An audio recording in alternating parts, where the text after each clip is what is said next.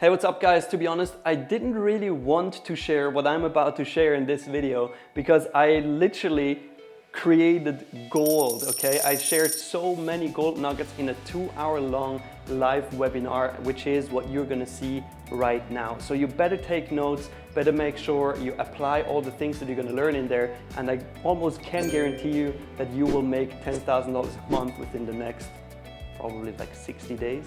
So let's get right into it. All right.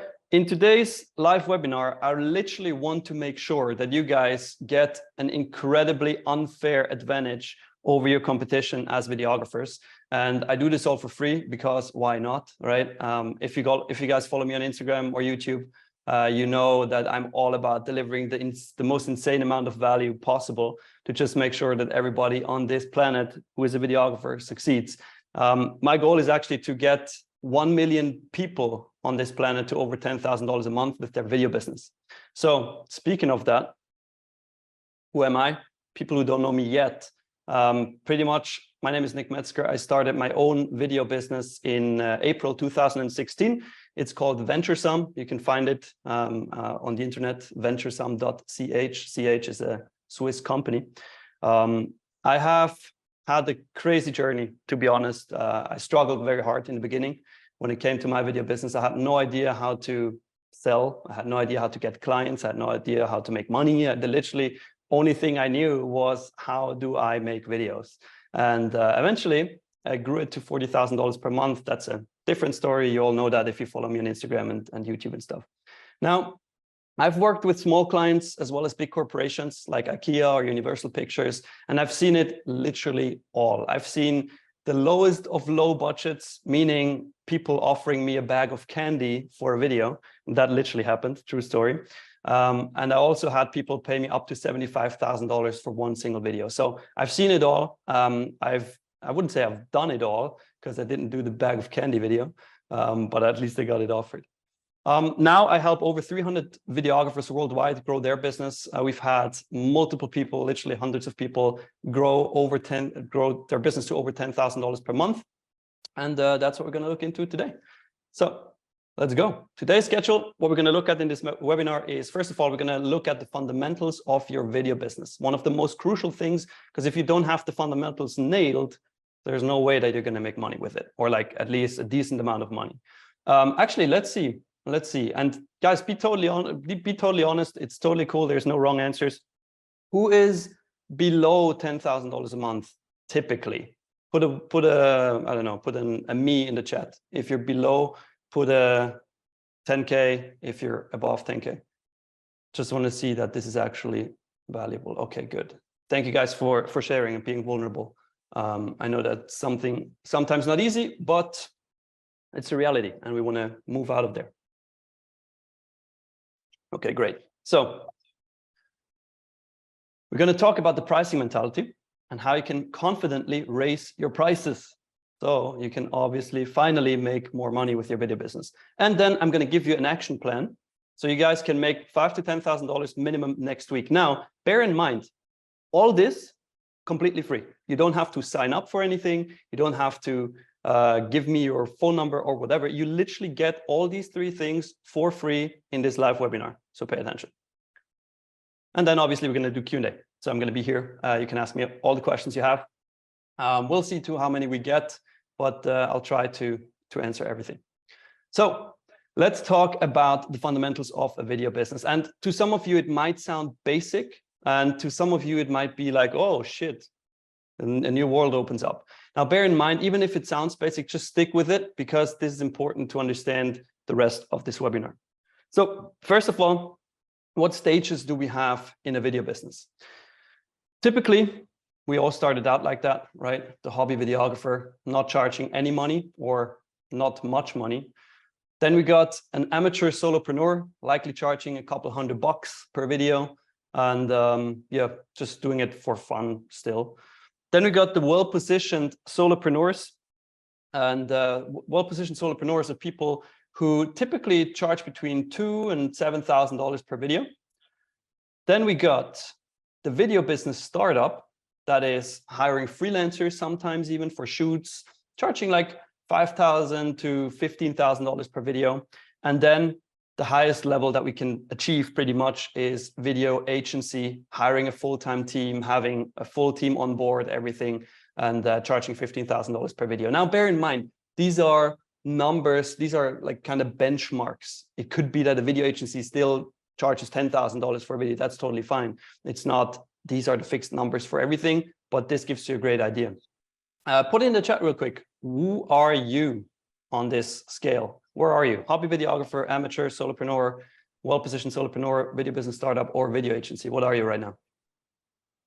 It's going to give me a better idea of who you are. Solopreneur, okay. Well-positioned, amateur solopreneur, video business startup. Okay, nice. Hobby videographer, amateur, video business startup. Okay, guys, you're gonna crush it after this webinar. This is gonna be great. It's gonna be amazing. Amateur and solo, well-positioned solopreneur. Okay, got it. Yeah, this is perfect. You're in the right place. You are in the right place. So, first of all, in this case, what's a business? And we got to understand this, even though it might sound like a stupid question, but you got to understand this. What's a business? Well, a business is nothing else than a trade of money for a service or product. Okay? You don't need a business plan to build a business. Forget all that. Forget school. But obviously, do register your company to be a legal business. Don't put your name as the business name, because, and here comes the clue, we always want to have the option to sell it later. Now, when I started my video business, I said, I'm never going to sell my business. There's no way. This is the most epic thing that I want to do for the rest of my life, and I'm never going to sell it. Now, actually, little forecast, what's going to happen. I am selling my video business because I am now focusing on just helping guys like you, grow their business, because this is what fulfills me. This is what changed so many different lives on this planet. And we have some VBA students in here who might be able to unmute themselves later and say some words as well. But at the end of the day, this is what inspires and fulfills me. And I cannot focus on more than one thing. And that goes back to the question, what's a business? A business is some service or product that is specialized, a successful business at least. So if you're currently doing more than videos, if you're doing videos, you're doing photos, you're doing a little bit of web design, you're doing a little bit of marketing, you're doing this, and that, I guarantee you it's going to be very, very hard to grow above $10,000 per month to even $50,000, $100,000 per month. It's almost impossible, especially in the beginning. Yes, there are many, many big agencies and many, many businesses offering all these services, but they all started out with one typically. Because if you start out with one, it's so easy to focus, so easy to get clients, and so much more easy to make money. Okay. And this is, at the end of the day, the most important thing, which brings me to this point: cash flow is king. Okay. I know you're creative people. I'm a creative person as well. But at the same time, we're business people. We're creative people and business people. That means we need to start to like money. If we do not like money, well, we're not going to make money, because money follows the people who like it. Okay, it's an energy. It's like a flow. That's where the word currency comes from. You have to change your mindset and phrases in your head about money. Now, how do you do that? Who thinks right now, hands up in the chat, who thinks that $1,000 is a lot of money? And be honest. Could be that it's a shitload of money for you. Could be that it's absolutely nothing. Both is totally fine. Just put it in the chat. Okay, not really. Depends. It's not much. Okay, nice. Not that much. Don't think so. Goes too quick. Yeah, true. So, not that much. Okay, it's different opinions. Used to be. Nice, congrats. That's good. It's a penny. Okay. It depends where you are in your life, right? It depends where you are in your business. But I could almost guarantee, if there was a guy standing next to you handing you $1,000, you would be pretty happy about it, I guess, right? So here's the thing: how I changed my mindset about money, because I had a struggle. I was like, $1,000 is a shitload of money. So there was a coach I had, and he told me, hey, Nick, go to the next ATM, withdraw $1,000 and have it in your wallet with you wherever you go. And the first thought I had was, but what if I lose it? And that's an issue. That means I have a bad money mindset. So I did it. Well, actually, I wanted to do it, but I couldn't because I didn't have $1,000 in my bank account. So I had to save up before I went to an ATM, withdrew it, and I did that. Now, when you start doing that, and guys, I can highly recommend you do that. Go to an ATM, withdraw $1,000 and take it with you wherever you go. Once you start doing that, it starts to become normal. It takes some weeks, some months, depending on how well developed your mindset already is. But at some time, it becomes normal. It's normal that you're running around with $1,000 in your wallet and you're not scared to lose it anymore. And that is when your money mindset really starts to open up. Now, here's the thing. 95% of business problems can be solved with money. And actually, I will go one step further. Not just 95% of business problems, but 95% of problems in general in your entire life. Okay. So therefore, we need to like money. And this is the best exercise to do that. If you have questions during this webinar, put them in the chat and I'll go through them one by one at the end of it, just so you know that. This is the,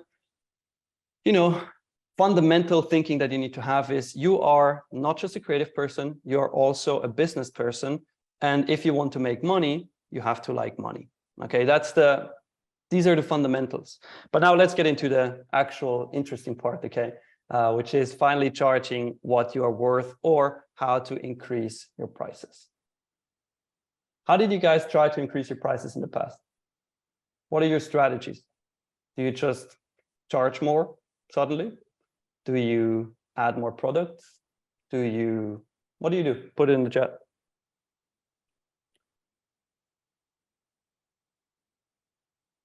Upsell, nice, okay. Created more offers. What else? What do you do to increase your prices? Showed more value, good. What else? Retainers. What else? Create more offers, upsells, show more value, added more value. Okay, well, adding more value is a great answer. Accomplish goals for them, yes, very good answer. I see you guys consume my content, that's good. So, the reason why most people have low pricing, and actually, let's see if this even applies. Who is charging less than $10,000 per video? Put a me in the chat or a one. Who's charging less than $10,000 per video? And I'm asking these specific questions because I'm charging $10,000 per video minimum with my video agency. So, okay, me. Okay, good, great. In this case, and everything below 10,000, in my opinion, is low pricing. Could be that for you. Below 5,000 is low pricing. Could be that below 1,000 is low pricing. It does not really matter, okay? But the reasons for low pricing are, you guessed it, weak mindset. Your own perceived value is low. You're feeling like, oh, I'm not really worth that much.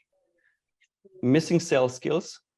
This is one of the biggest ones we're going to talk about. And I'm actually going to give you our entire sales script for the action plan that I'm going to give you at the end. And no control over the sales process. Okay, these four things are the main reasons why you have low prices or why you're selling videos for low prices. So let's change it. Okay. Now, you got to understand, in order to raise your prices, in order to charge more, you got to understand the value, the price to value difference, what you see here. Okay. Might look more difficult than it is not. Up here, you see the value. Down here, you see the price. Now, here's the thing. Once value or the perceived value that your client gets is lower than the price, your life sucks, because it's like the point of no return. That is where nobody will give you referrals anymore. That is where nobody will work with you again. No recurring clients, definitely nobody signing up for a retainer. This is just a shit position to be in, okay? But the goal, as we learned already, is always that the client feels like he gets the most value per dollar spent. So what can you do? What can you guys do to make sure the client gets or feels like he gets the most value per dollar spent? There are two options. Who guesses what they are? Two options. Put it in the chat.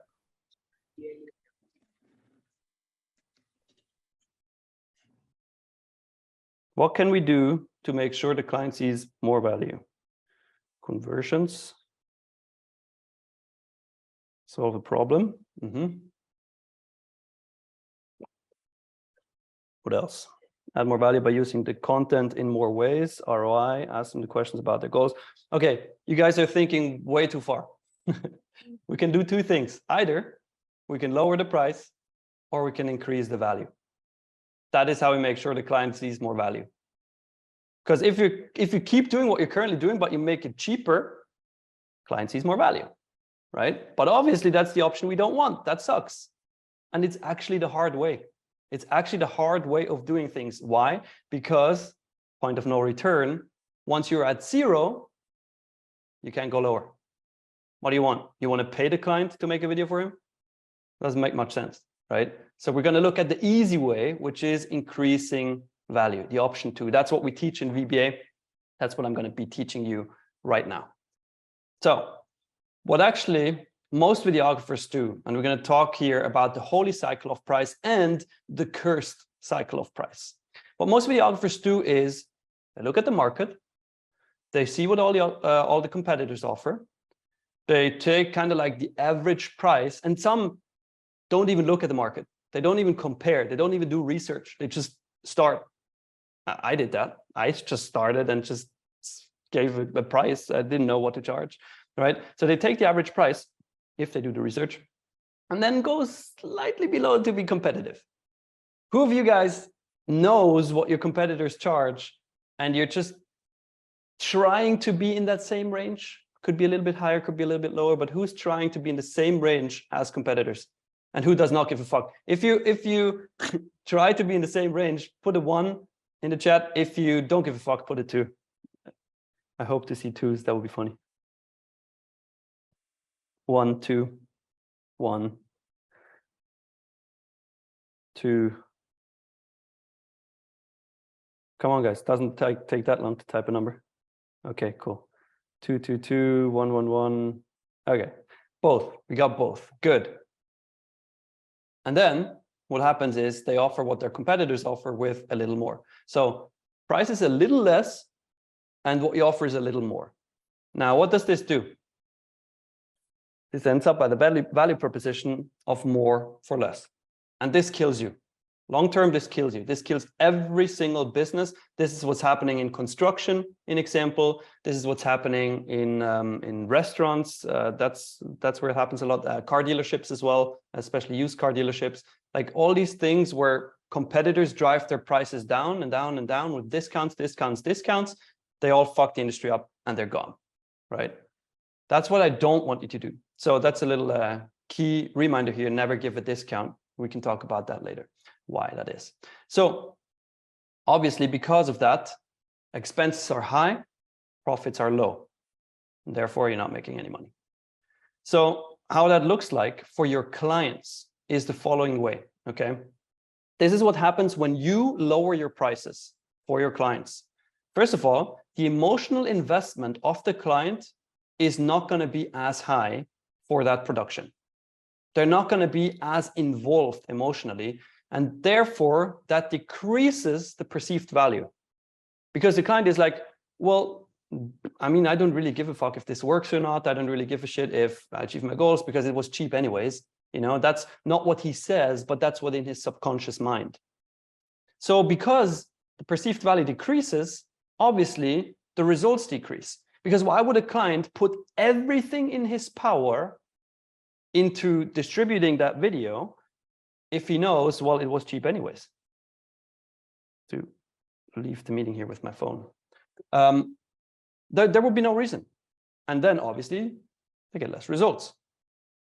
Because they get less results, the demandingness of clients increases, okay? The client is like, well, now I need more. I need this and this and that, and I need you to change the soundtrack, and I need you to change the colors, and I need you to change the whatever animation that's in there. And the client suddenly feels like he's the boss, okay? And he technically is the boss, but client is king. I'm not a big fan of that. So this decreases the revenue for fulfillment per customer. And obviously, at the end of the day, decreases your emotional investment. And then it goes into the second cycle, which I'm going to show you in a second. Does everybody understand that? What's happening here and why that's bad? Put a 1 in the chat if you understand it. Good. Okay, I'll continue then. If you don't understand something, please just interrupt me and I'll get you. Now, the holy cycle of price for your clients, this is what happens when you raise your prices, okay?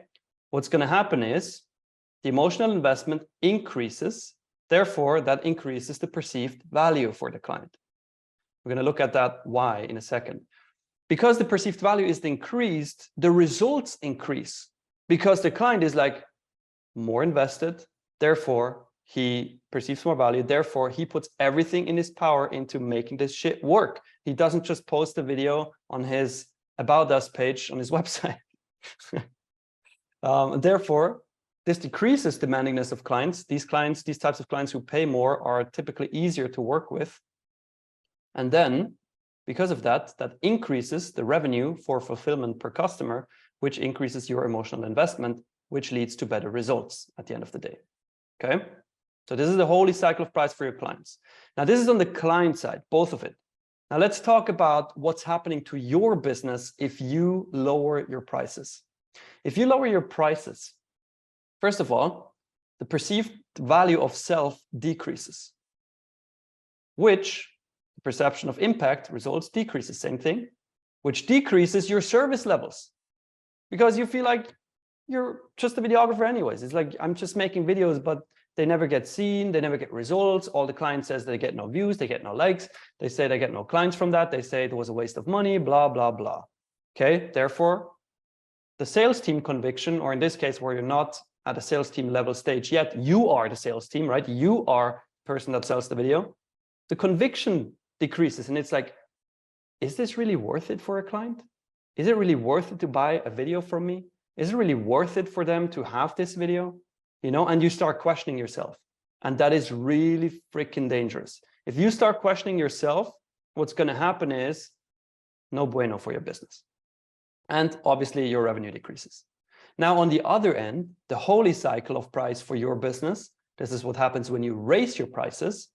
The perceived value of self increases, the perception of impact, the results increase, the service levels increase, the client has a better experience, you have a better conviction, right? You're more convinced that you're actually doing great things on this planet. And at the end, this increases your revenue and everything gets better.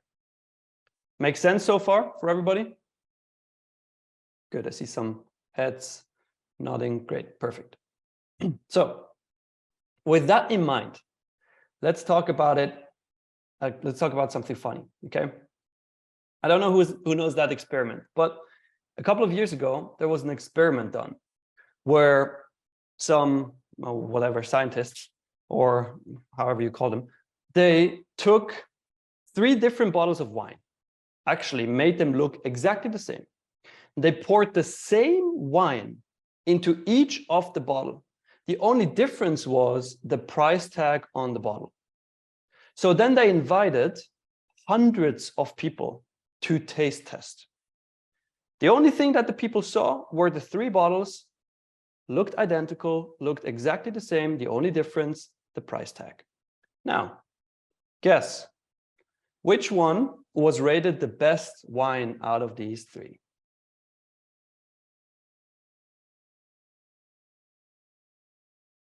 $. 3. Most expensive. Yes, it's kind of obvious, right? The cheapest one was rated as bad, the medium as medium, and the most expensive one as great. Now, this experiment is everything. This is exactly what we need to be thinking of, okay? And it's not about creating a false, or it's not about creating a lie.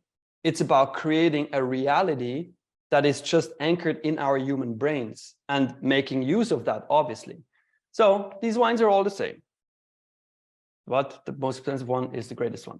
So with that in mind, if you had a way that makes you more money and increases the belief of your client that your product is better, would you do it? I mean, the answer is pretty obvious. Of course you would, right? You make more money, client has more from it, like more value, everybody's happy. So the goal, and that's the challenge I'm going to give you guys, is be so much more expensive than the competition, that a client must pause and think, well, this can't be the same quality of videos as everybody else has. And this makes you a category of one. And once you are a category of one, that is when there is literally no comparison anymore. That is when clients don't even reach out to competitors to get quotes. That is when clients don't even care about price anymore because they want to work with you because you're the expert. And that's how you get there. It's the most important thing. Okay? Now, increasing the quality of your clients increases the quality of your product. It's not the other way around. You don't have to wait until you got a red before you can charge $10,000 for a video. You don't have to wait until you got that new lens. You don't have to wait until you got the new DJI Mavic, whatever the fuck, 4, 5, 6, 7, whatever is going to come out. Then you don't have to wait for anything.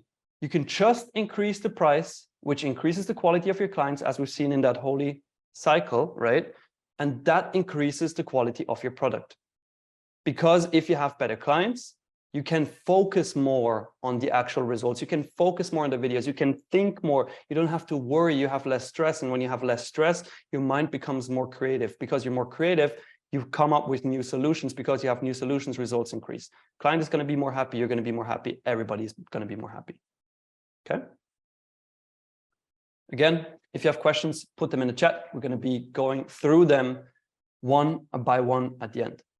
So now that we know about the fundamentals of a video business, now that we know how to increase the price, or like why to increase the price pretty much, now let's get to the meat, all right? The action plan to make 5 to 10K next week. And I don't know, to whom does that sound crazy to make $5,000 to $10,000 next week? Put a 1 in the chat. If it sounds crazy, put a 2 in the chat if it sounds like daily business. 1, 1, 1, 1.5. Nice. 1, 2. Okay, cool. So to most of you guys, it sounds impossible, Alvaro says. Was crazy, but since joining VBA, not anymore. Nice. Smart moves. So this is totally possible. Okay, we've done it multiple times. Hundreds of students in the VBA have done it. Obviously, with my business, I've done it. With all my businesses combined, I'm currently making like $300,000 a month. So it's not crazy, but you have to grow into it.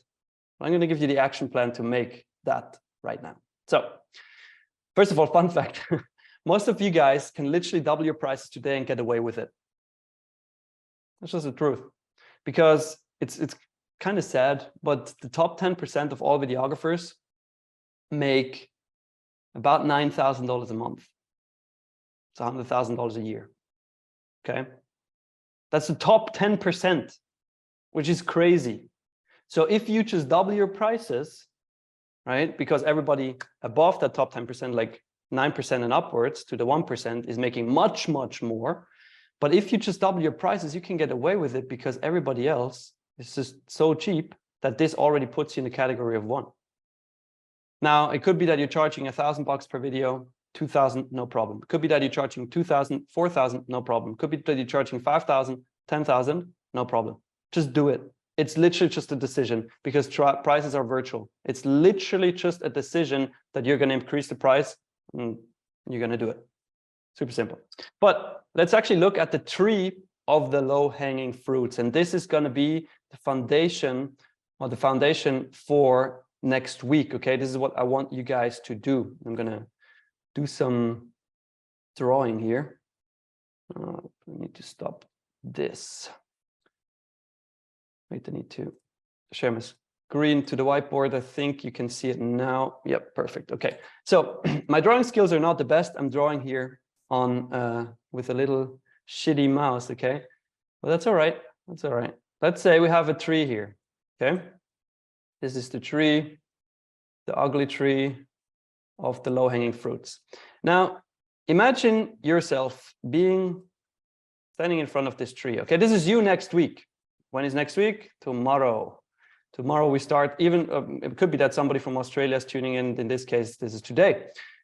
which is also great. So you're walking up to that tree, okay? And that tree has multiple nice little apple on there. I'm going to draw this one here, here, here, here, here. This is a big ass apple. But let's say you want to pick these apples and you're like, oh, these look very nice. Now you walk up to the tree and let's assume all these apples are exactly the same. No difference in taste, no difference in size, even though it looks a bit like that. But that's just my drawing skills. So which apple would you pick first? And let's actually, I'll number them for you. Let's say this is 1, this is 2, this is 3, this is 4. Which one would you pick first? Put it in the chat. Just the number of the apple. It's kind of obvious. Because the status, yes. 4, 6, okay. 1, different answers. 1, 1, 4. I see people have favorite numbers here. Okay, so here's the thing. If you're as lazy of a human being as I am, which is just how we're wired, right? Then you're going to pick 1. Because if there's no difference in the fruit, then obviously this is the easiest one to get. You just walk up, reach, cool. For all these other ones, maybe 2 you can stretch a little bit and get it as well. But then for everything up here, you need a fucking ladder. You need to organize that shit. Then you need to walk up again to that tree, put it there. Then it's freaking dangerous because you're alone and it could fall over, right? And then you need to extend it to even get up here. And it's just a struggle. It's a hassle. Like, why would you do that? So therefore, we go to apple 1 first. Then we take apple 2, then apple 3. And because we're feeling in the mood right now, in the flow, then we're going to use the ladder and walk up to these other ones, right? That is what you're going to do. Now, let's talk about what these low-hanging fruits actually are, because you got to know where to find the apples, right? That's what it's all about. So in this case, I'm going to go back here to my presentation. Let's look at them. Well, actually, I didn't want to put that here. Yeah. Okay, fuck that. I'm not going to do it this way. The low-hanging fruits, the low-hanging fruit opportunities for you guys are the following. And now pay attention and take notes, okay? The low-hanging fruit opportunities are, first of all, reselling happy clients. If you have worked with clients before and they're somewhere, you know, and they were somewhat happy with what you did for them, then simply, and this is going to be a struggle, this is going to be hard for you, okay? Pick up your phone tomorrow, call them. It has to be a call. It cannot be a text. It cannot be an email. It cannot be a letter. It has to be a phone call. Now, in this phone call, very simple, and I'm going to give you the entire script for it, okay? It's going to be very easy. Actually, let me show you the script right now. I will do that. It's going to be even easier for you. So, and don't worry, I'll send this to you so you don't have to screenshot it or anything. I will send you the link, the full on script. So the resale call script, okay? You call them and you go like, hey, client first name, Martin, how are you doing? Right? You connect a little bit with them, do a little small talk. And then we have a couple phases that we're going to go through. First of all, we have the questioning phase. First of all, you want to ask them, how are people reacting to the video when you show them? The video you did a while ago, could be a month ago, a year ago, whatever the shit ago, doesn't matter. Did you already get new clients from it? What results have come from the video so far? Right? What are people saying about it? Did you get many views? Did you get any followers? Like, what did you achieve with it? And obviously you want them to tell you as many positive things as possible. This is important because this is going to be the ammunition for you at a later stage. Now, if the client was not happy, obviously it's going to be hard to continue here, but I guess since you're all here and since you're all making videos, you have done great work in the past and therefore had happy clients. So if the client is happy and they're telling you, and you got to write down everything they're saying, okay? Views, is it views, follows, likes, comments, whatever. If their grandma said that the video was great, it doesn't matter. Just pick up everything you can, okay? And then you want to ask them, what are your specific goals that you want to hit within the next 6 months? What are your biggest challenges at the moment to hit that goal? And how many videos have you planned to do this year? There are more questions like that, okay? You just want to make sure you focus on the future. So first of all, we're going to talk about the past here with these questions, and then we're going to talk about the future. Now, if after this conversation you feel like you can help with your video service, then you go to the pitch/story. If not, figure out other problems or goals that you can help to solve with your video business. So now let's go to the pitch phase. Pitch phase is you say the reason I'm calling is because I have an idea for, and then it could be that you have, that you want to pitch a retainer, right? For monthly content that will get you even closer to achieving X, Y, Z, what they said above. And I would love to share it with you. Would you be interested in hearing more about it? And if you want to make one video for them, or if you feel like one video is a great fit, I have an idea for additional videos. You can also say like 2 to 3 video ideas that will get you even closer to XYZ goal. And I would love to share them with you. Would you be interested in hearing more about it? Now, bear in mind, when you do that phone call, and that's what I'm saying, you can literally first thing in the morning tomorrow, you can pick up your phone and call. You do not have to have these ideas ready. You do not have to have thought about it at all, to be honest. You can literally just call and have this conversation. Because only if you get a yes, that is when you start to think about it. Because then you schedule another call, which is the scheduling phase, right? You schedule a Zoom call. And in this Zoom call, you're then going to present the ideas that you were talking about here. Now, what does that do? First of all, it saves you a bunch of time, right? And second of all, because you now have a Zoom call scheduled, you have a deadline, your brain is forced to come up with ideas faster. And that's a great thing. Don't worry about finding the perfect, most best idea, whatever. It's not about that. It's about having 2 to 3 ideas that you then present in that Zoom call with 3 different packages. Okay? And let's actually talk about these packages. This is an important part. When it comes to packages, not the apple tree. When it comes to packages, you want to do this. Okay? You want to have a low option, middle option, and a high option. We call this the premium, or sometimes even the outrageous offer. Okay, this one is a small package. This one is the medium package. Obvious. Now, your clients in this call, you're not asking for a budget because they don't know yet what this is about. You have worked with them in the past, which means you know what they've paid you, right? Whatever they paid you in the past is going to be the small package budget, okay? Always have a budget range. That's important. So it could be that in the past they paid you $1,000. So now you're going to charge them for the small package will be 1,000 to, actually we're going to do 1,500 to 3K, okay? Depending on the ideas you present. And it can be a range here, no problem. It doesn't have to be a fixed price because at the end of the day, the client, it's not a fixed idea. It's just an idea you're talking about, okay?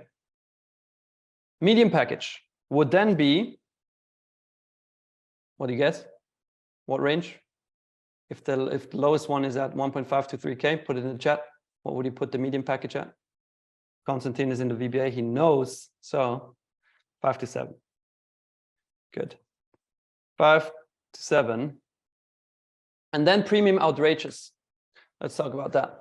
What's outrageous for you guys right now? What would be considered outrageous if you charge that for one single video project? 30K, I like it. 25, 20K, depends on the project, 10K.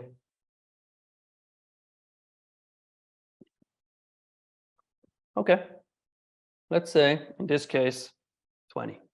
That's all right. 20 to 25. Whoops. So 20 to 25K. Okay. Now, what does that do? First of all, it does 2 things. First of all, because this one is $20,000 to $25,000. Okay. This is immediately going to jump out. And it's going to be like, oh shit. But it makes these 2 look pretty cheap. Now, keep in mind, this is already higher than what you have charged the client before, but it's going to sound like a pretty sweet deal. Especially the medium package is going to sound like a pretty sweet deal because it's only a little bit more expensive than the small package, but it's way less expensive than the premium / outrageous package. Okay, that's why the medium package is going to look like a very sweet deal. Now, if that's the second thing that's happening, if you have a premium / outrageous offer, you have the chance of actually selling it.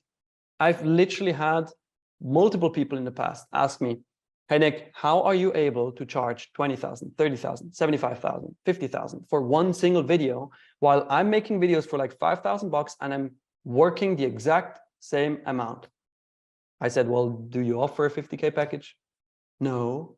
Oh, well, that's because you're not selling it. That's why you're not selling it, right? You cannot expect a client to give you $50,000 for a video, or in this case, $20,000 for a video, if you do not offer it. That's why we always want to offer one outrageous package, one premium offer, where you at least have the chance of selling it. Even if you don't expect to sell it, just offer it. Okay, you're going to be surprised how many times clients actually buy it. I have a student in the VBA. His name is Mayoro. He made, I think he made $100,000 last year, and he had a client that he pitched, and initially the client said the 5K budget, and he pitched a 5K to 10K package. Then it was a 15 to 20K package, and I think the outrageous one was 35 to 40. And at the end of the day, the client picked the 35 to 40. So typically the client has more money than he says he has in the beginning. Okay. Let's get back to here. So that's the first thing. And actually I found this other slide here. Reselling happy clients. It's your first lowest hanging fruit. The second one is getting referrals. Now, how can you get referrals? Two ways. First of all, when you call these happy clients and they don't want to hear about your ideas, they say like, right now videos don't make sense. Well, ask them, cool, who do you know who could benefit from that? Who do you know who could also use videos like the ones we did together? And get referrals from your happy clients. Be not afraid, and keep in mind, you're on the phone. That's why you can do that. Like immediately, you can pivot and ask them for the referrals. And every client who is happy with what you did for them will happily refer you to other clients. And that is great. Now, the third one is, third lowest hanging fruit is selling to your network. Okay. Do you have, and I want you to make a list, do you have any family members, friends, like, I don't know, grandparents, grandparents, whatever? Do you have any people in your network who own a business or are in a leading position in a business so they can introduce you to the decision makers? Think hard about that, because that's an easy way to make money. That's an easy way to sell videos. Literally just think about it. Who do I know right now who has any sort of influence on a company so that I can call them tomorrow first thing and line up a meeting? That's the third step. Okay. And just by doing these things, reselling happy clients, getting referrals, selling to your network, you can make $5,000 to $10,000 next week. Yeah, Marcel, this is a pretty unique situation. You moved to another country, so it would be hard. Yes, I agree. In this case, get clients as fast as possible through cold outreach. It's not going to be a part of this webinar, probably one in the future. Or obviously consume my content on YouTube and Instagram, and you're gonna get it. Cool. Does that make sense for everybody? See some heads nodding. Great. See so many people still hiding. Come on, guys. Where are you hiding? Yes. Okay, cool. Perfect. Then, no, this will not be a weekly webinar. That would be crazy. That would be crazy. In the VBA, we do actually, we have 10 live calls a week where people can come in and ask questions. This is nuts, but for free, probably not going to do it weekly, at least not yet, because emotional investment is going to be way lower, right? And people are hiding behind their cameras or behind their screens. So let's actually go back to the presentation here and talk about, the resales call script. I'm going to send that to you right now. I'm going to send that to you right now in the chat. So if you want it, better copy it. Here, you guys. Here you go, you guys. If you click that link, it's going to ask you to make a copy. If you make that copy, then you have that forever. Cool. All right, let's go over into questions. Who has questions? I'm going to scroll through the chat again and see if there were some old questions in there. I'm going to go through them first. If you have a question right now, just put them in the chat and I'm going to get them answered. What was your original goal with your video production company? Good question. So for me, I saw that in Switzerland, there weren't really good video production companies. Nothing really great was being produced. So I thought like, hey, I want to produce content that changes the industry in my country. And that was the initial reason why I started it. And then fairly quickly, I had the thought of inspiring as many people as possible with video content. At first, this was for clients, and then obviously started to turn into my own personal brand. But that was my plan. I remember I was sitting with my business partner. I had one in the beginning, and I was sitting with him in a hotel bar, and we talked about the 3-year plan or like 5-year plan for the company, and we said, if we're gonna make, and if we can pay ourselves $5,000 a month, we made it. If we can pay our team $5,000 a month, we made it. And that's pretty crazy to think how much has changed since then. Let's go through more questions. What is the best way to get clients when you just started with no portfolio? Well, if you have no portfolio, there are two opinions about this that I have on my own. First of all, it is possible to sell without a portfolio. It is possible, but you have to have sales skills. You have to be good at sales, right? If you have a portfolio, it's going to be way easier because you can show something, people understand what you do for them. But now let's talk about actually what's the best way to getting a portfolio if you don't have one? Because you don't have to do free work to do a portfolio, like just free work. What you can do is you can offer a 100% satisfaction guarantee, an example. So you sell a video to a client, but you tell them, look, guys, it's free if you don't like it. But here's the catch. If you don't like it, you're not going to get it. So either you like it and you pay, or you don't like it and you don't get it. So with that guarantee in mind, the client is safe, you're safe, and if you're doing great work, you're even going to get paid for it. Then, does all of your advice work for someone who wants to make in the film industry? What would you do if you want to succeed as a film director in Hollywood? To be honest, I'm not a film director in Hollywood, so I can't really give you much advice on that. What I would do personally is build a killer portfolio of videos, because at the end of the day, if you want to make it as a film director, you got to have short films, you got to have all these things in your portfolio and just fucking crush it with it. Build a personal brand. Like if you have influence, that's the second thing. If you have influence and a great portfolio, that's a pretty strong combination. But as said, I'm not a Hollywood director, so I can't really give you advice on that. How do the individual packages differ in terms of content? That's a good question. It depends on who the client is, right? Depends on what the goals are with the videos. But if you want a general answer, you could either make the video or make the packages different by kind of like how crazy you go with the videos. Let's say you add services like visual effects to the outrageous package, right? You add actors to it. And by the way, don't just charge the cost of the actor, always pocket the profit as well. You add custom sound design, you add like so many different things to the outrageous one. Then the medium one probably has like animated 2D titles, and the lowest one only has like text overlays. Just as a general example, there's more that goes into it, but you differ by how crazy the style of the video goes. Hourly prices or is package prices best? Oh, yes, favorite question. So never ever charge by the hour. Who here charges by the hour? Hands up real quick. Or like, now don't put anything in the chat. It's gonna mess it up and I can't find the questions anymore. Okay, I see one hand, a half hand. The others are hiding. Okay, whatever. Since you guys not showing your faces, can't really tell if you're having your hands up or not. But at the end of the day, if you're charging by the hour, you're gonna get punished the better you get. Why? Because there is a certain limit with hourly based pricing. People are used to pay other people or services on hourly base, right? I mean, doctors charge like that, at least in Switzerland. Dentists charge like that. All construction services charge like that. Like just general services charged by the hour. And the problem is, if you really want to increase your prices, if you really want to make a lot of money, you cannot suddenly charge an hourly rate that is higher than the one of a doctor, because everybody will question it and will be like, yo, what the fuck? Why are you charging more than a doctor? That's not possible. You're just a videographer.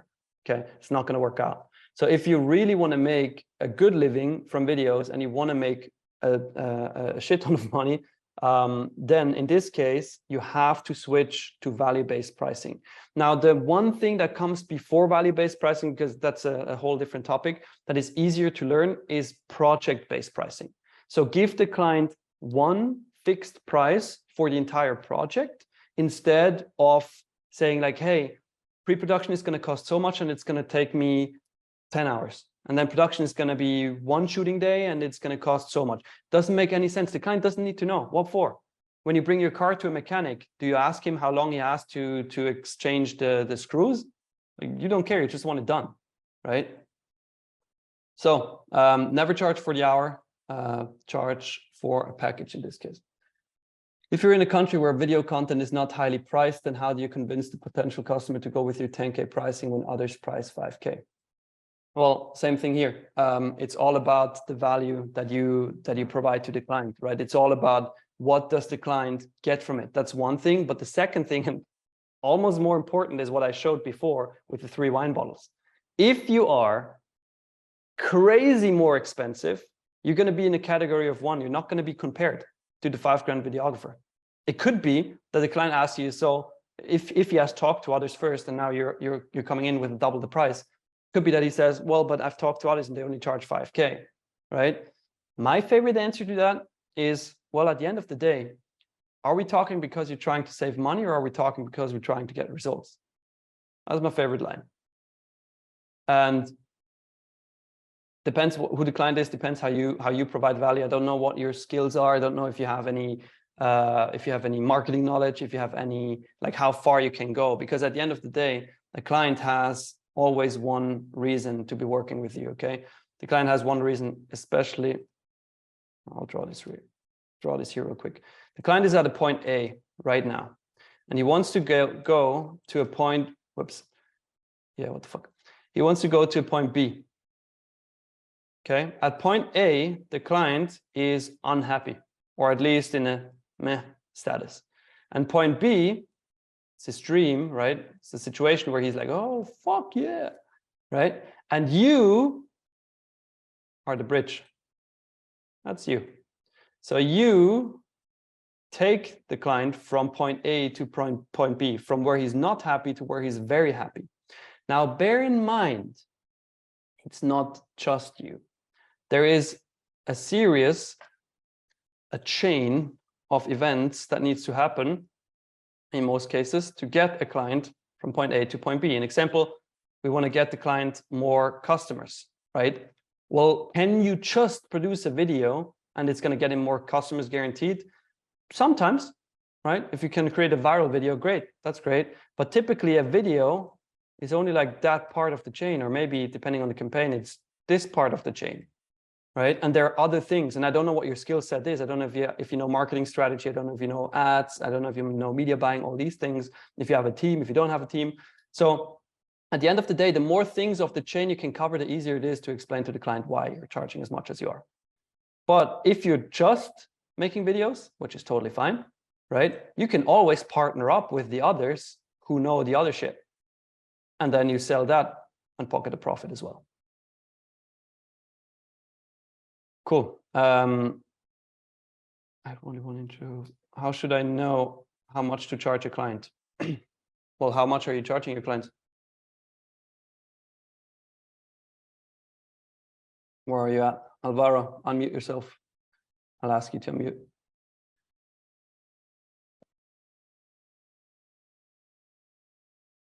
Not coming on? Okay. Doesn't seem like it.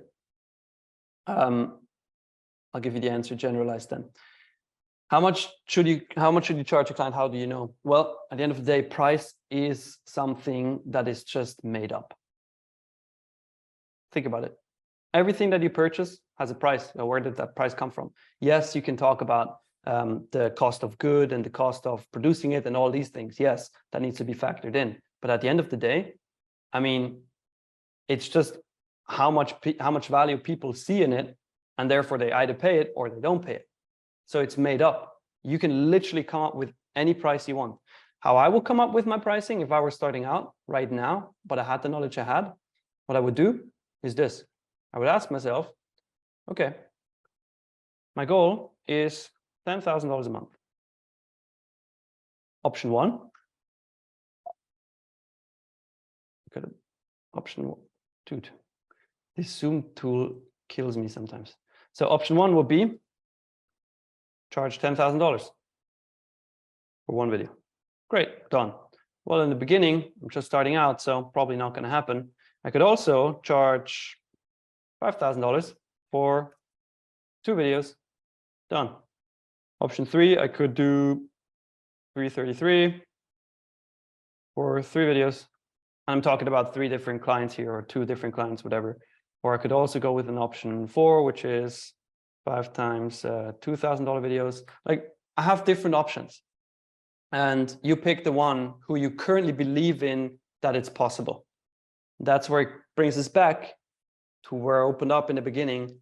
How strong is your money mindset? Do you have strong enough money mindset that you are able to literally easily charge $10,000 for one video without feeling like a ripoff, without feeling bad about it? Are you fully convinced that this is worth it? You know, so it really comes down to how much you believe you're worth, and then charge that. I would say don't even charge that, but double it and charge then that.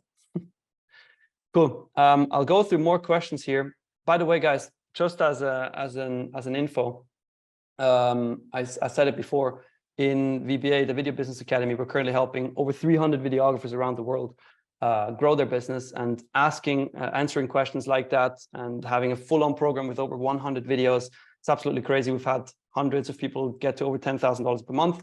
I'll drop a link right now into the chat before I continue answering questions. With this link, you can book a free call with somebody from my team. It's absolutely free, but there's one requirement. You need to be making at least $3,000 a month already. Otherwise, this call doesn't make any sense. But in this call, we're going to help you answer your questions and show you step by step how we will take you to $10,000 per month. So if you're interested in that, go book that right now for Monday or Tuesday. There's still spots open, because at the end of the day, this is what's going to get you. You can soak up YouTube content, you can soak up free webinars like this one, but at the end of the day, in VBA, we're literally hand-holding you. I don't know who's in here. Konstantin, I think, is in here, and Simon. Maybe Simon, can you unmute yourself real quick, because you're a student in the VBA. And you. Hi everybody. Did you sign that $10,000 deal yet? No, not yet. Yeah, I pushed this guy, but I have the meeting on Tuesday, so it should happen. But I really trust the person. He literally told me he wants to work with me, so for this project, so I'm pretty sure it's gonna happen. Nice. What was the experience in the VBA so far for you? Like the hand holding part, especially. What do you mean hand holding? Like the accountability that we. Yeah, okay. It was very useful for me, because it was super hard for me to charge video for value. Before I was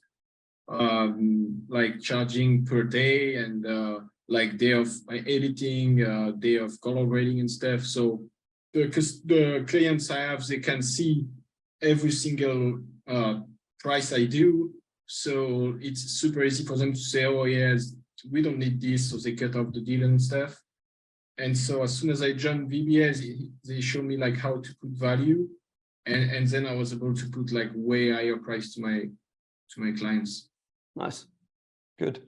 So guys, you heard it. The link is in the chat. Book it right now if you want. It's free. At the end of the day, it's all about you continuing to make more money with your video business and growing. But let's get to more questions here. let's see. Next up, we got Konstantin. I have 2 videos which I did of my own in my portfolio, but they are already 3 to 4 years old, and I'm not that happy with them anymore. Should I use them to sell? Okay, so first of all, typically us videographers, we're never happy, right? It's like, oh shit, this other work that the other guy puts out is so much better. Oh, now I've seen this video and this is so much better than what I do, and I will never be at this level. And we're very hard on ourselves. That's how it was for me always, and I know for many of you guys as well. So chances are high that even though you don't like these videos as much as the skills that you currently have, at the end of the day, they're still going to be completely sufficient to sell, because you're not selling exactly that to a client, right? You're selling just get the skills that you now have. Now, if the client wants to see or needs to see more than that, and you don't have that in your portfolio, don't create it yourself in your portfolio first before you can sell it. Instead, just find a reference video somebody else did. Just find a great commercial. If the client needs a great commercial of the style that he wants, find that and say, I can produce that, no problem. Obviously, only if you believe that you can actually do it. Otherwise, it's gonna be a very bad experience for you and the client. But if you believe that you can do it, you can always use other people's video as a reference and show that to the client and ask him if that's the style he's going for. Should I say to them that the videos are pretty old? No, I would wait for the reaction, to be honest, because it could be that they say, well, this is great. And you're like, cool, perfect. And it could be that they say, it's not really what we're looking for. Then you can say, well, they're already 3 to 4 years old. Do you have any examples that you say, or like that you think are really good? That's what you can ask the client, because it could be that they have something else in mind, and then they show you and you're like, oh, totally, we can create that, no problem. Next up, Melvin, do you have tips on how to find clients for commercial ad work? I'm currently shooting music videos and want to transition into an ad for brands. Okay, first of all, great that you want to transition from shooting music videos. I hate the music video industry. Nothing against people who make music videos, and there are sick music videos out there, but the sick music videos are the top 1% or even top 0.1% music videos. And most of the videographers starting out will never, ever be in that range for a very, very long time. And the rest of the music video industry is just broke. So it's nothing I want to be into. So commercial ad work, how do you get clients? We have in the VBA, we teach multiple strategies on how to get clients through emails with video pitches. We teach how to get clients through LinkedIn. And actually, if you go to my YouTube channel, I'll drop the link here in a second. I have free videos on there on how you can use similar strategies. I suggest go to that link that I just put in the chat and just type in the search bar of my YouTube channel, type in LinkedIn, in example, and it's going to pop up a LinkedIn strategy that you can use to get commercial clients. Very, very simple. Would be too much to explain it here. Laurie, how do you guarantee or track your video's performance? What you did for the customer? Do you also collect case studies for future clients? Ooh, that's a lot of questions. How do you prove to a potential customer that this video can bring more revenue or customer base? Okay, it's all about proof at the end of the day. Well, there is a very common objection that you're going to hear when you do value-based pricing. If you're not that strong in, or if you're not that convincing yet, and you don't have that much proof, which brings me to the case studies, always gather results, always collect data from your clients that were happy and got results. But if you don't have that much, it can happen that your clients ask you, well, do you have a guarantee that this is going to happen? Because then for them, it's a no-brainer, right? And this is one of my favorite things. I learned that from Chris Do, actually. Huge, what was that, like 5 years ago. I was at a workshop with him. So he taught me that when somebody asks for a guarantee, it's like, no, there's no guarantee. But if you want one, I can give you one. But then in this case, what's going to happen is the price just increases, right? And the price doesn't increase by like $1,000, $2,000. It increases by like tenfold. Because at the end of the day, you can do the best you can in order to get the result for the client. But if you, and that's why I drew that before, if you only control a small part of the chain, right? And the rest of the things are out of your control to get the client from point A to point B, then how can you guarantee? But to be in charge of everything, you need to hire the best people in each of these areas. And in order to hire the best of the best of the best in each of these areas, well, you have to charge a client way, way, way, way more.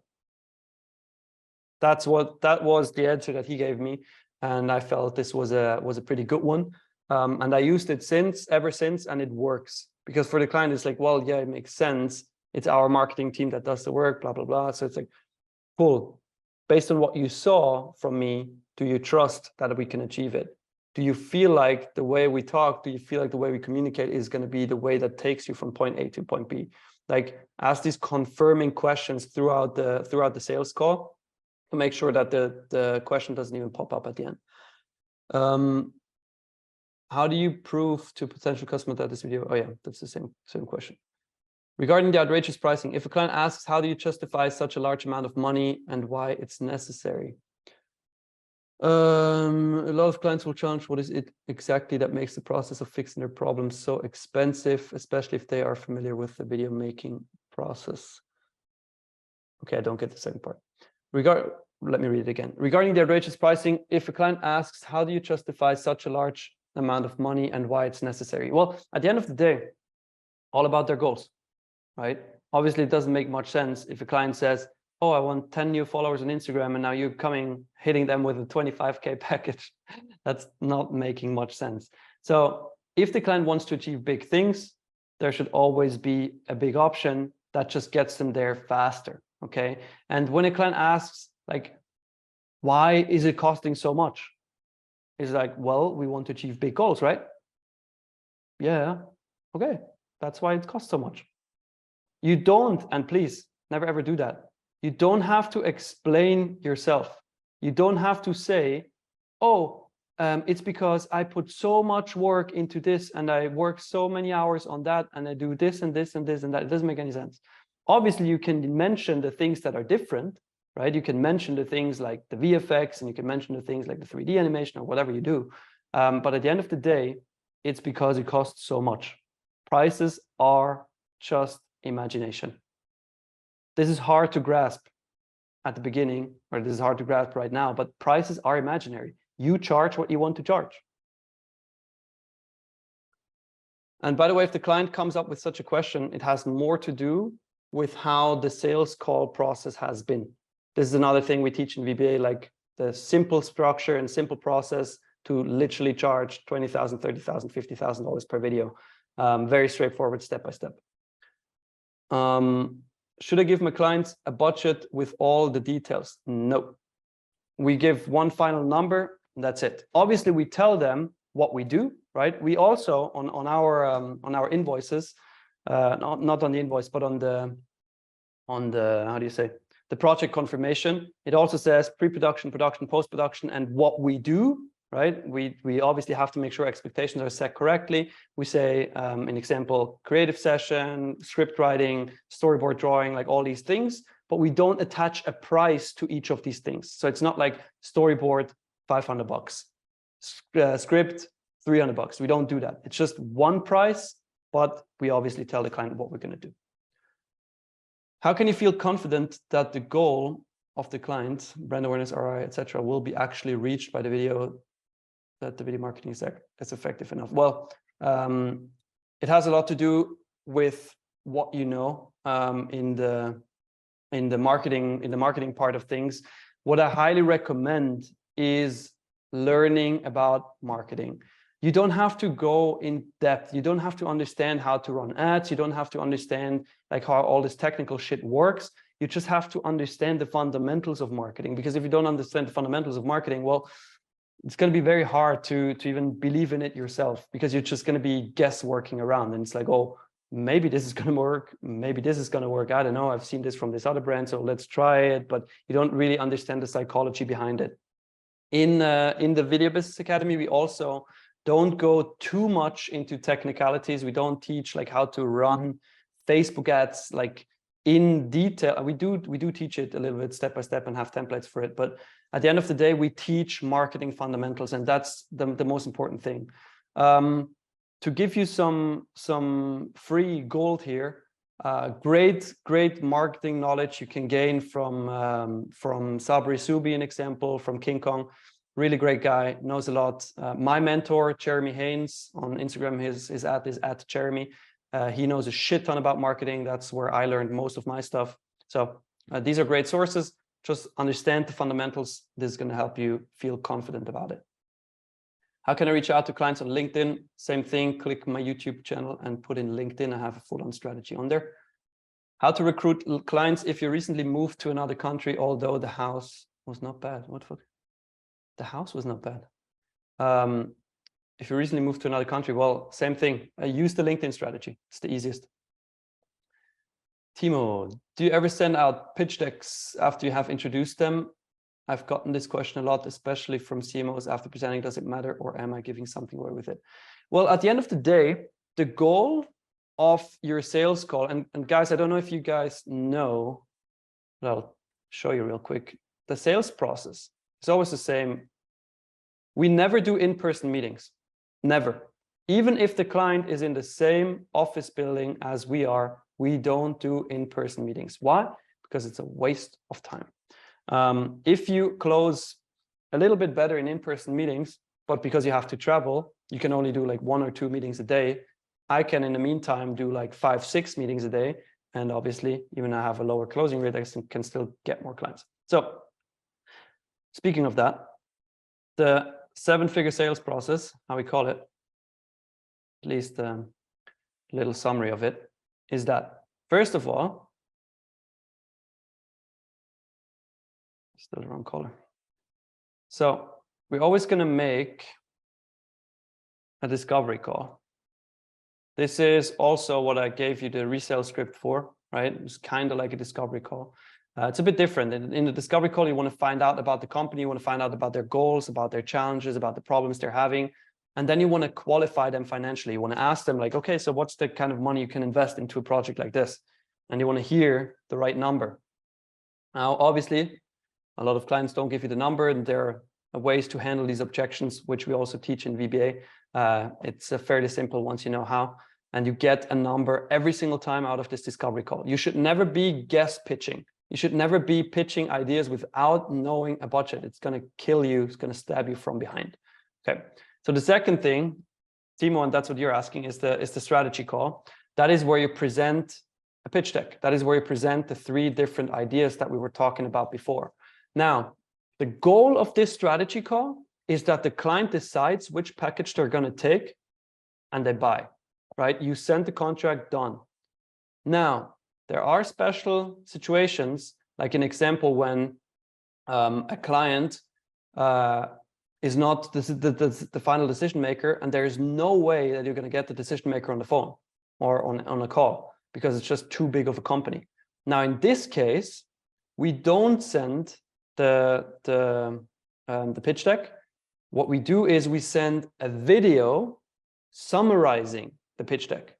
So it's like a Loom. We use Loom for that, screen recording where we see ourselves as well. And we tell the client, that super ultra decision maker, the most important things about the pitch.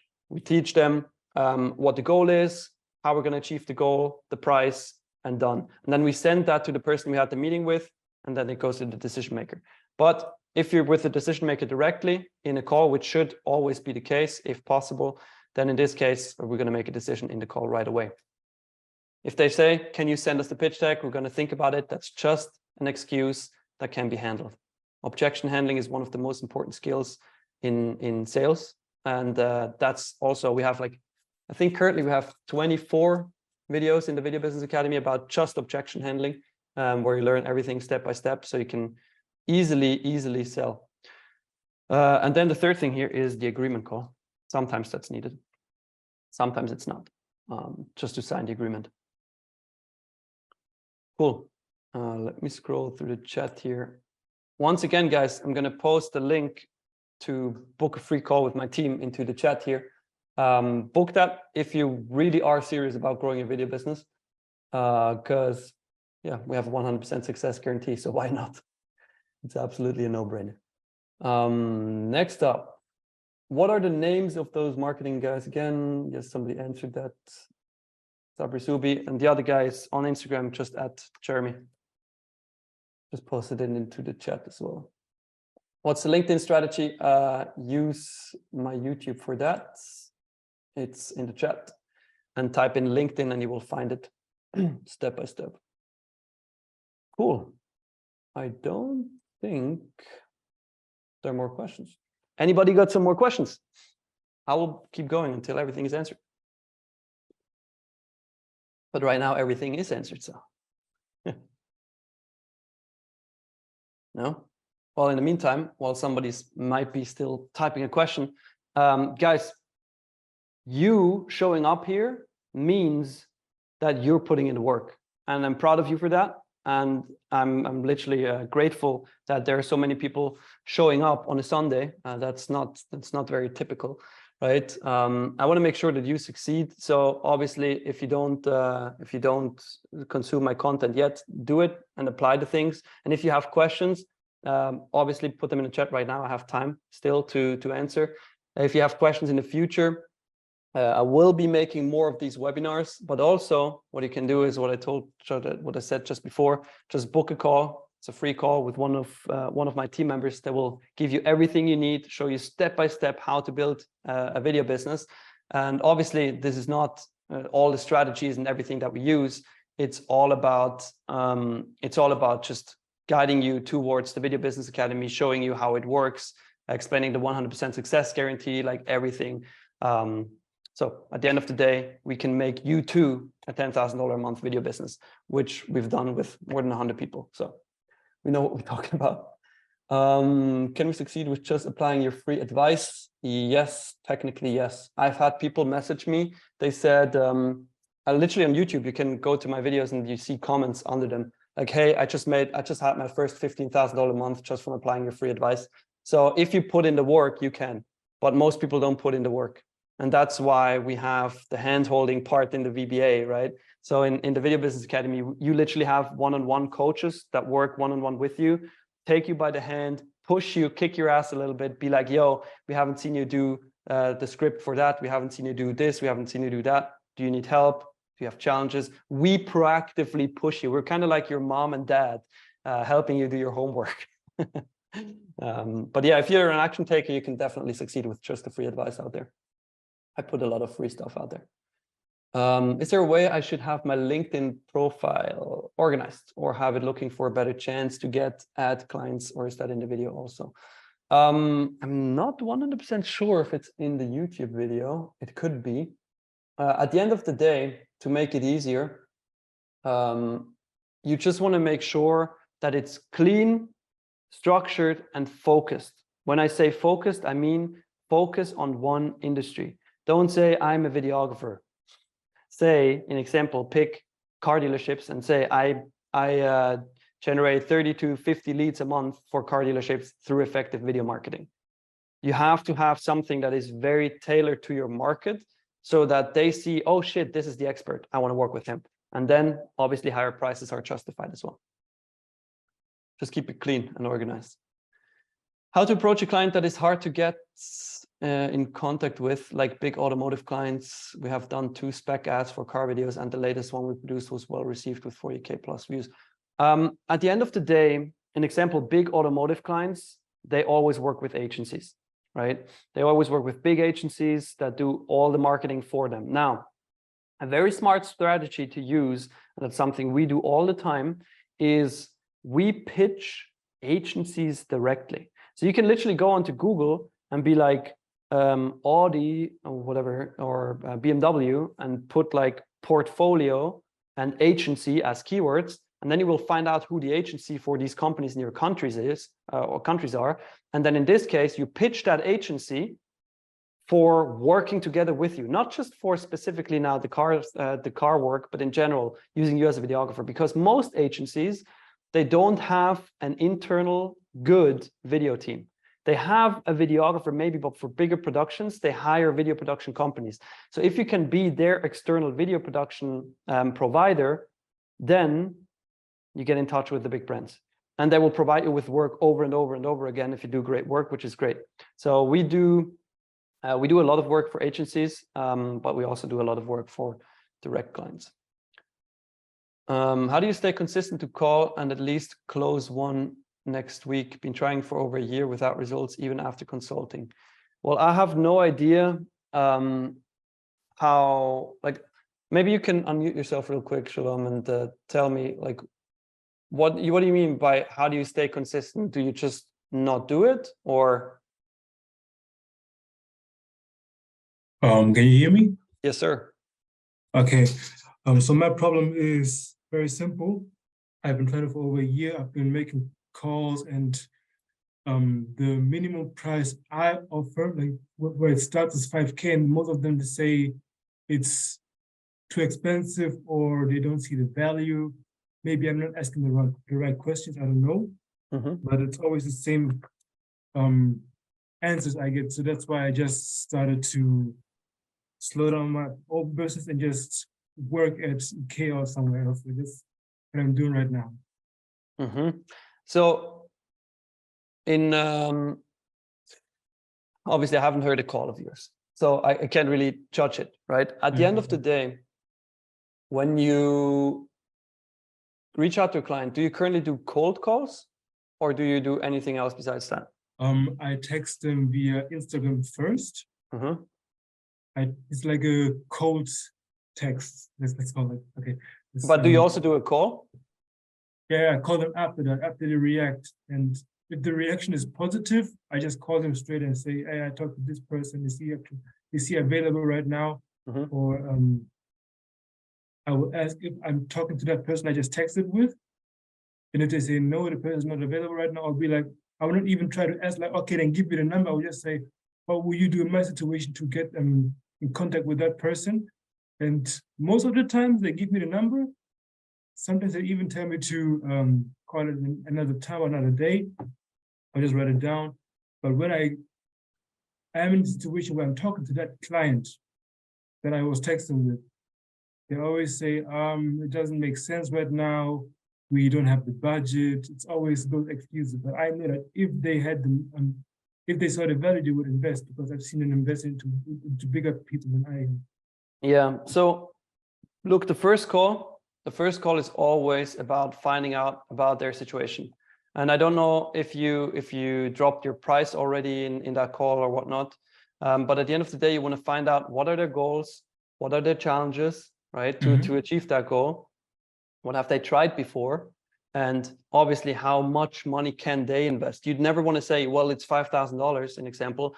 You want to ask them, like, how much money can you invest right now? And then you want to book a second call where you say, hey, look, guys, let's actually hop on a video call where I'm going to present you with 3 different ideas that are tailored to your goals so you can achieve them in the next 1 to 3 months, an example, right? And then in that call, that is where you sell. That is where you drop your prices based on the budget they gave you. So obviously, again, I don't know how good you are at calling. I don't know. I haven't heard a call of yours, but that's a very good point you actually made. But I want to go more deep into that one. You said find out what they can invest. How do I find that out? You ask. Like, how would the question look like? The question will be like, okay, so based on what we talked about, Mr. Client, I know that I can definitely help you achieve your goals. If we're talking about achieving that, how much would you be able to invest right now into that? Okay. Do I give a price range, or do I just say? No, that's what I'm saying. You just ask. And that's the most powerful thing about sales. Shut the fuck up. Just pause. Don't say anything. Be like, how much are you able to invest right now? Whoever says something first loses. That's the rule. It's the unwritten rule of sales. So you just have to stay quiet. It's going to feel very uncomfortable. Very, very uncomfortable. But that's how it should be, because it's not just uncomfortable for you, but it's also uncomfortable for the client. And you have to be the one who has more patience, who can stick through that uncomfortable feeling. And if they say, well, and we're going to go deeper now, well, we can't really give you a number. We don't really know what that costs. Like, tell us what that costs. It's like, and this is my favorite. Well, at the end of the day, Mr. Client, look, it's like buying a car, right? If you don't tell the dealership what your budget is, then it's going to be very hard for them to give you the right car, because you can either buy a Toyota or you can buy a Lamborghini. Now, based on the goals you have, you want a Lamborghini. Now I need to know, can you afford a Lamborghini, or do I need to tailor it to your budget in order to make sure that we can make things work, but on a smaller scale? That's what I'm asking. And then they might be like, oh, but well, we can't really give you a number, blah, blah, blah. I mean, most of you guys have heard that before, right? And then in this case, my absolute favorite is price anchoring very high. So I would, let's say you want to charge 5K, right? I would go in and be like, well, look, the typical project we do is $10,000. Would that work for you? And then they're like, oh my God, no, that's way too much. And you're like, okay, so what's the maximum you can do? And then you got them. There's never an instance where they don't give you a number after that line. Like if you price anchored high, they said no, too much, and you say, okay, so how much can you do? In that like kind of curiosity approach, you know, they are going to give you a number. And if you have that number, great, then you schedule the Zoom call. Okay, so you start with just asking how much they can how much they can invest, and if they try to be like let me say defensive and try to hide their numbers, you just ask them. They just compare to buying a car, as you said. Yep, car dealership. And then if they still don't want to give you a number, you price anchor high. They say it's way too much. You say, cool, how much can you do? Okay. Thank you. You're welcome. What did you do for that 70K video? How much of that did you end up spending on the production? Was there a deposit required? We always do 50% upfront payments and 50% after completion. The full breakdown of the video is actually on my YouTube channel as well. So if you go on my YouTube and put in $75,000, if you search that, you're going to find it. We ended up, I think we made about 55% profit. Can't remember fully, but it was enough. It was enough. But I break it down in my YouTube video. You can see it there. Next up, can you give us some examples of objections during a phone call when pitching video production? We have someone in-house, we don't need that service right now, etc. You mean how to handle them? Well, there are tons. We can't afford it, blah, blah, blah. Cool. I might get back to it at the end of this. It takes some time because we would need to role play it. We have literally everything. All these objections are laid out in VBA. We role play through them. You learn that step by step. If I got enough time, I will get back to the question. In the meantime, I also have a couple of role plays on my Instagram. Follow question on working with agencies. Do they refer me to the client and the client also pays me, or do I get paid from the agency? Both. It depends on the agency how they want to do it. They're the master. In this case, we have done both. So we have most agencies that they pay us and their client pays them. But we had it, I think, 2 or 3 times where the agency said, well, we care about everything else but the video. You care about the video. Work with that client directly. I don't care. But the agency must decide. If doing cold outreach and the customer is not even considering videos or have not thought about it, then how do you convince them or show them that video can be very important for their business, since most businesses tend to focus on photography, not video? That is a very limiting belief. That's not true, that they focus on photography instead of video. At the end of the day, it's not about photo or video or website or marketing or whatever. It's all about what kind of goals do they have and how do we achieve them the fastest. Right? And if you can make the client understand why video is going to be the fastest, it's going to be the easiest in this case, or like the fastest way to success, then they will buy. Now, how do you make that? How to make sure that that is the case? You don't want to come in, do cold outreach and be like, hey, I'm a videographer. You always want to come in and call it a certain strategy. So let's say your name is Laurie T. So in this case, we use the LT strategy to generate over 30 leads a month for car dealerships, in example. Nobody knows that you're making videos because it's not about making videos. It's about getting the client a certain result. So if he buys in on the result, that is when you teach them and elaborate them on the process of how they're going to get that result. But not at first. You're not going to come in and be like, hey, you need videos. That's not going to work. For the Zoom meetings, are you the one who takes the call, or is it Joshua Bowles?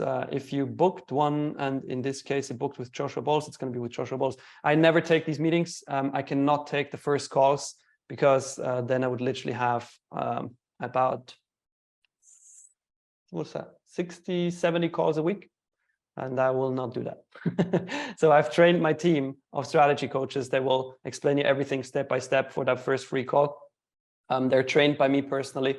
And yeah, at the end of the day, I want to focus on growing everybody's business, all my students' business, exactly what Simon just said, plus the calls with us, right? I do live calls in the Video Business Academy, of course, because I want to focus on making our students successful. I want to focus on the students' results.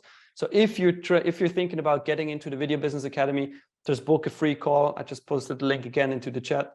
It's with one of my strategy coaches. They're super nice guys, trained by me, step by step. They will show you how everything works, how the 100% success guarantee works, everything. And yeah, at the end of the day, gonna get you to $10,000 a month and more as well, getting you into the top 10% of all US videographers. Cool. All right. It's actually already 9:30 p.m. here where I am. Anybody got some more questions? Yes, Konstantin. How to convince the client that a video is the solution for the problem or the tool to achieve their goal? Well, at the end of the day, there's always multiple tools and multiple ways that you can go to achieve the goal, right? But it's conviction. It's like, how convinced are you, and how convinced do you appear in front of the client? Because if you're convinced, the client is not going to question it. Like, okay, this guy knows what he's talking about, clearly. So we're going to do it. It's all conviction. That's why I'm saying, like, you need to understand marketing fundamentals. But you're in VBA, so in week 5, there's a marketing fundamental video where you learn all that. Do the in-house role play you talked about. We can do one role play. We're going to do one. Okay, guys, drop me your favorite, or like least favorite in this case, objection. What is the number one objection you're hearing in sales calls or sales meetings, whatever you do? I'm going to pick the best one. I'm looking at building my business in a way that I can sell it in a few years. Does the program help with that? Yes, it does. Because so full disclaimer, full transparency, Video Business Academy is all about getting you to $10,000 a month. And then after that, we have Video Agency Expert, which is all about getting you to $83,000 a month, which is $1 million a year. How to build a team, hire people, all these things. That's what we cover in Video Agency Expert. So Martin, yes, if you want to build and sell a video business, that's what we teach, but you would need to go through VBA first, then go through Video Agency Expert, and then you're where I am, and then you can sell the business if you want to. We have that in-house, you're too expensive. Hello, I have a local event happening in Paris. Oh, that's a new question. How should I approach the company, sir? Let's talk about objections first. The video will only take 2 hours to shoot, shouldn't cost that much. Ooh, that's a good one. I like it. What to do when the client starts to educate you about how to do your job? We do that in-house because of the lack of budget. We need to check numbers twice. Okay, are these all the objections you guys getting? That's not a lot of objections. Any other ones you want to put in here? Give you 10 more seconds. Now we're going to role play. It's going to be fun.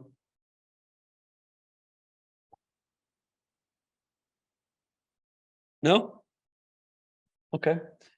So let me pick one.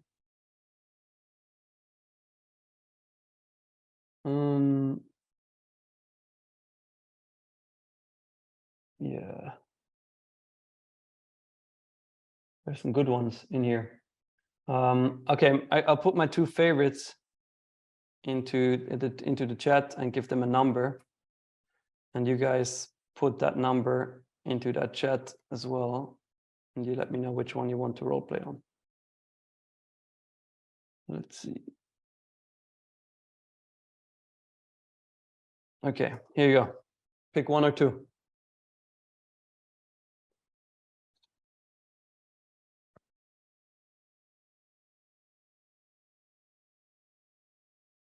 One. Cool. One it is. One it is. Okay. The question was asked by, I think, Ken. Yes. Ken, wait, where are you? Need to find you and unmute you so we can role play.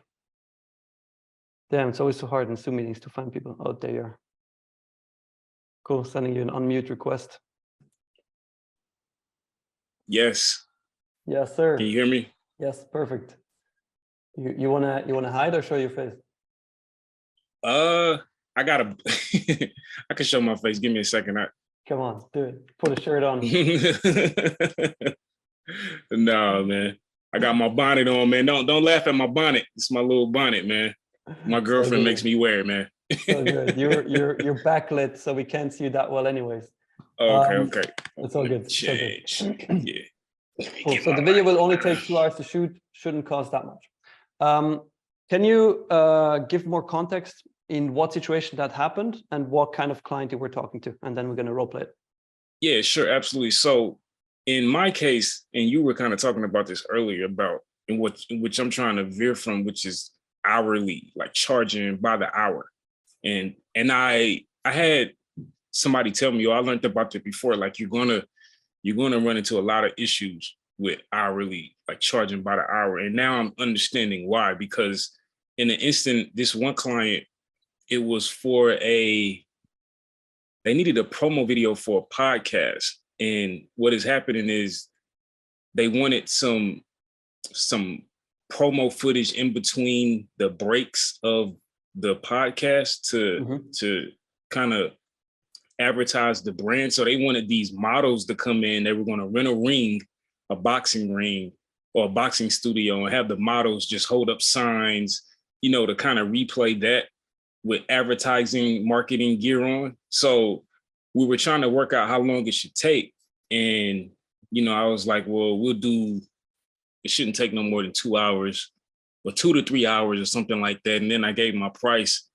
And then it was, oh, well, why should it cost that much? Because it should only take, it's just a short video. It only take 2 hours. You know how the customers try to haggle with you. I get that a lot. So it's more of a value-based thing, but go ahead. Yeah, sorry. Yeah. So in this case, it sounds like it was falsely set up. And actually, it's good that you bring it up, because at the end of the day, most objections only arise because they were not, like the client was not framed correctly, right? And this is one of these instances where it's literally about you just said you told them your price, right? I guess you never asked for the budget, or did you? Well, I asked for the budget later, I was just going through the pricing, and when I told them the budget, they were kind of, it was like, oh, it's kind of too much. We're not looking to invest in that for the size company that we are. So, and it was like, okay, well, I was like, okay, well, let me see what I can do with your budget. Okay, let's cut the models down. Let's do one model. Let's cut down the hours of shooting.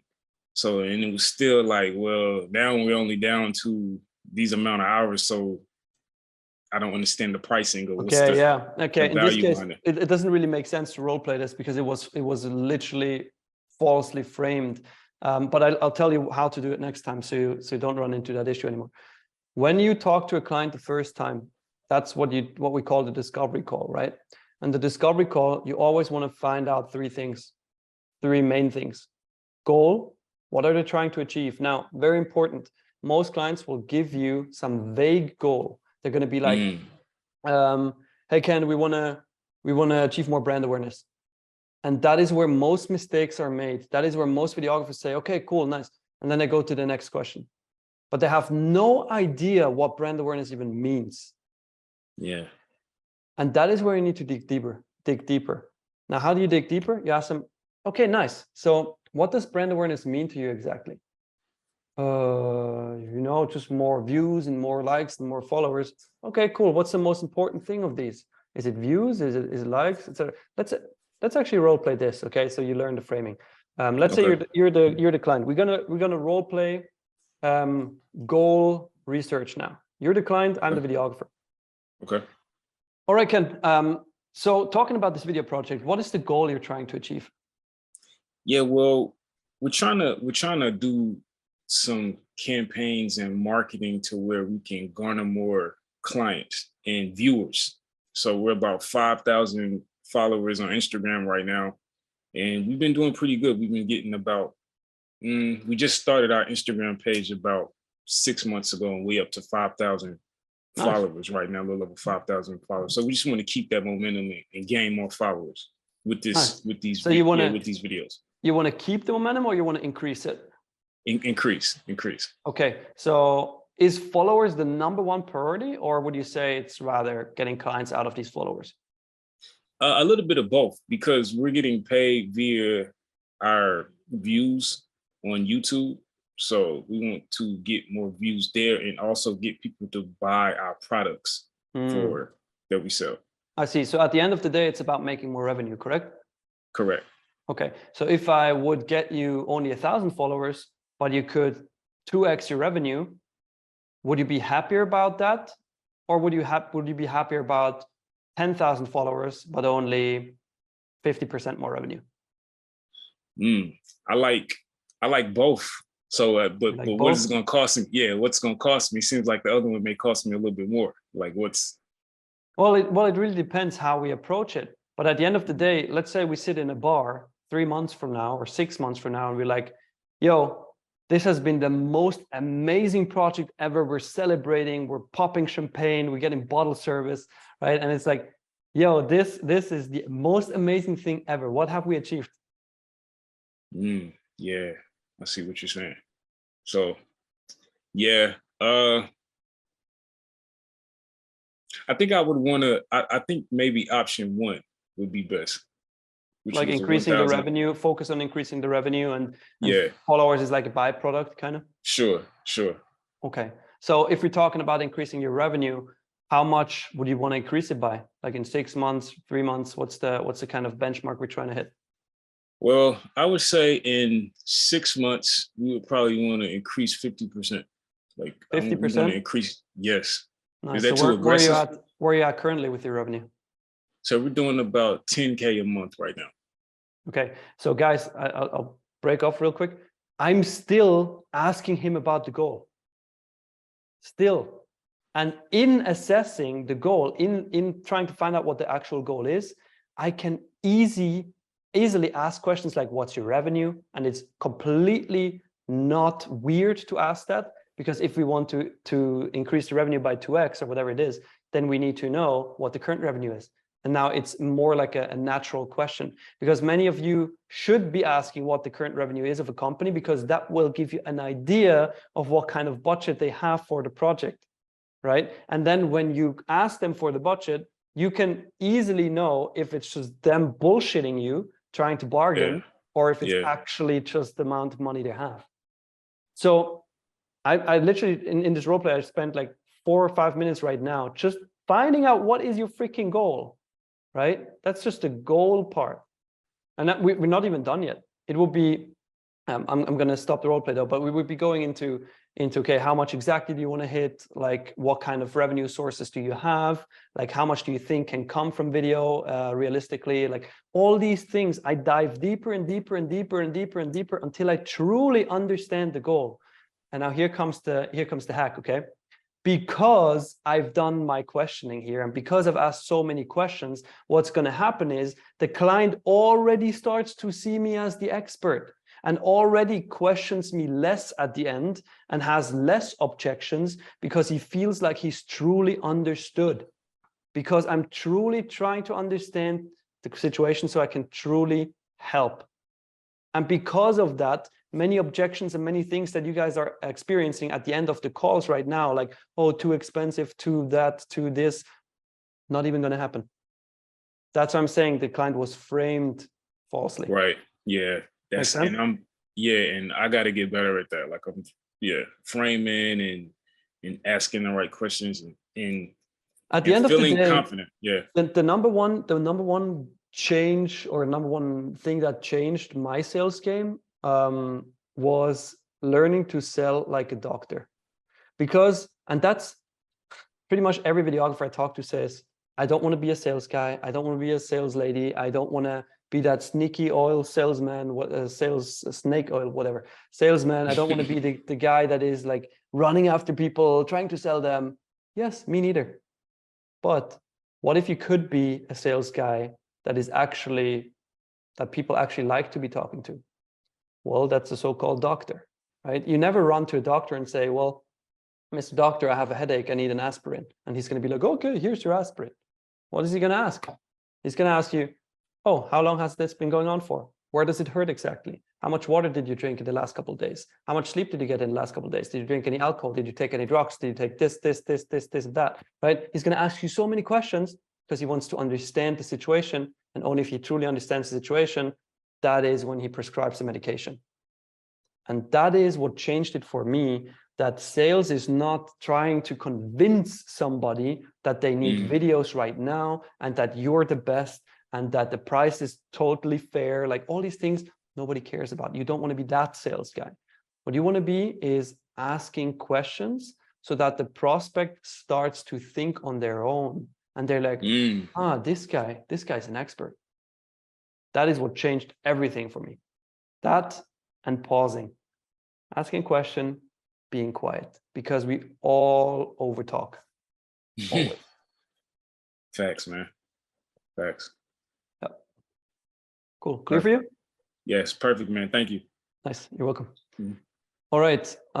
It's already 10 to 10 p.m. here where I am in Dubai. So in this case, I'm going to shut this all down now. I thank you guys for attending. Thank you guys for spending your Sunday with me, or like part of your Sunday. Obviously, I hope you got value out of this. Again, if you want to book a free call with my team to learn more about the Video Business Academy, where this was only like a fraction of it, of what you're going to learn, and we handhold you, and we're like your mom and dad, taking you through the entire process, making sure you actually get to $10,000 a month with a 100% success guarantee, then I put the link again in the chat. Just book your call for tomorrow or Tuesday, and we'll see each other there. Thank you guys, and kill it with your video businesses. Love seeing you all, and see you soon.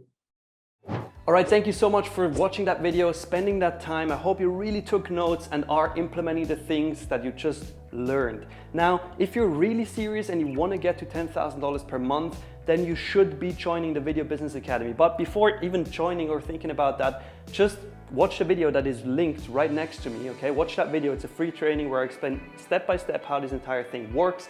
We have a 100% success guarantee. We're currently working with over 300 videographers and filmmakers around the world. We're so far, and therefore we're the biggest coaching and consulting program for videographers. So just click that right now. We'll see each other there.